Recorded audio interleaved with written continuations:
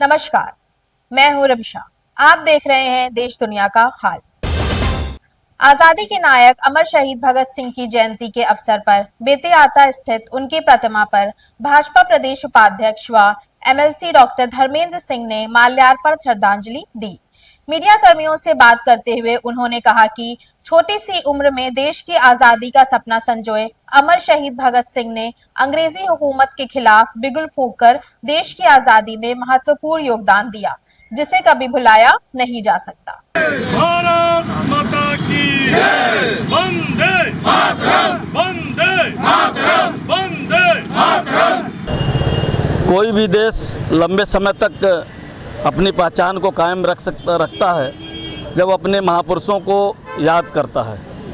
आज हम लोग गोरखपुर के बेतियाता चौराहे पर खड़े हैं। हमारे गोरखपुर महानगर के संयोजक राजेश जी गुप्ता, हमारे गोरखपुर ग्रामीण के लोकप्रिय विधायक विपिन सिंह जी, हमारे सहजनवा के विधायक प्रदीप शुक्ला जी, हमारे गोरखपुर महानगर के सभी यहाँ पदाधिकारी, पार्षद और कार्यकर्ता यहाँ उपस्थित हैं। शहीद भगत सिंह जी की आज जन्म जयंती का कार्यक्रम है, जिन्होंने अंग्रेज़ों के खिलाफ लड़ाई लड़ते हुए इस देश को आज़ाद कराने के लिए सर्वोच्च बलिदान दिया।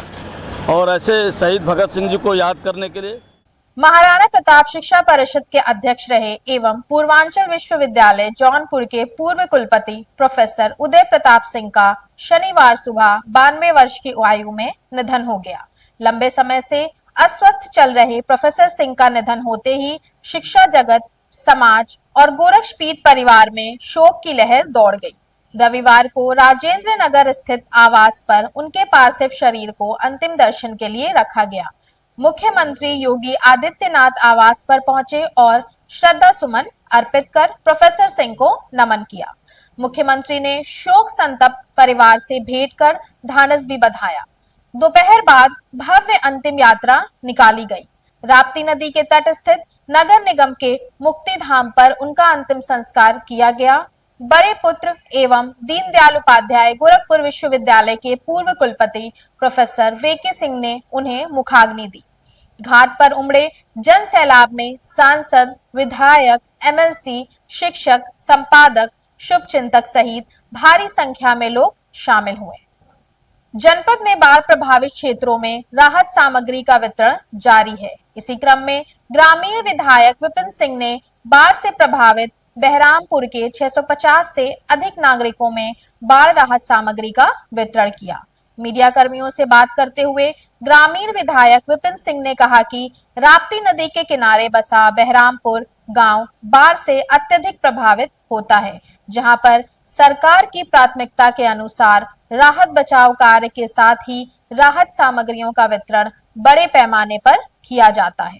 कि बाढ़ जबकि उतनी नहीं आई थी, लेकिन कुछ क्षेत्रों में थोड़ा बहुत प्रभाव रहा। तो आज नौसड़ के बगल में बहरामपुर गांव में अब करीब 650 पैकेट जो है सामग्री बांटी गई, जिसमें पर्याप्त सामग्री आप देखे होंगे मौके पर भी कि जनता को करीब 650 लोग परिवारों को आज राहत सामग्री वितरित की गई है। और इस तरह से जो गांव हमारे वहाँ डूब क्षेत्र में आते हैं, जहाँ बाढ़ का पानी आया होगा, जिससे प्रभावित हो गए, गरीब तक का चूँकि रहता है, खास करके निषाद समाज की आबादी हमारे क्षेत्र में उधर ज़्यादा है। तो ऐसे परिवार के लोगों को इतनी बड़ी सहायता जो 2 महीने का राशन मिले, ये बड़ी बात है, सुशील मुख्यमंत्री जी द्वारा दे रहे हैं। आपके चैनल के माध्यम से योगी जी महाराज को बहुत बहुत धन्यवाद।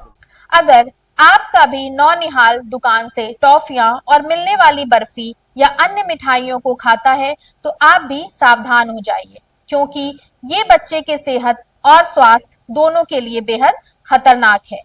गोरखपुर की खाद्य विभाग की टीम ने डोमिनगर बंधे के पास एक फैक्ट्री पे छापेमारी की, जहां पर बड़े पैमानों पर दुकानों से बचे हुए मिठाइयों के सिरे की गंदगी और खराब हो चुकी मिठाइयों को अपने यहाँ लाकर इसमें कीड़े पड़ने का इंतजार करते थे।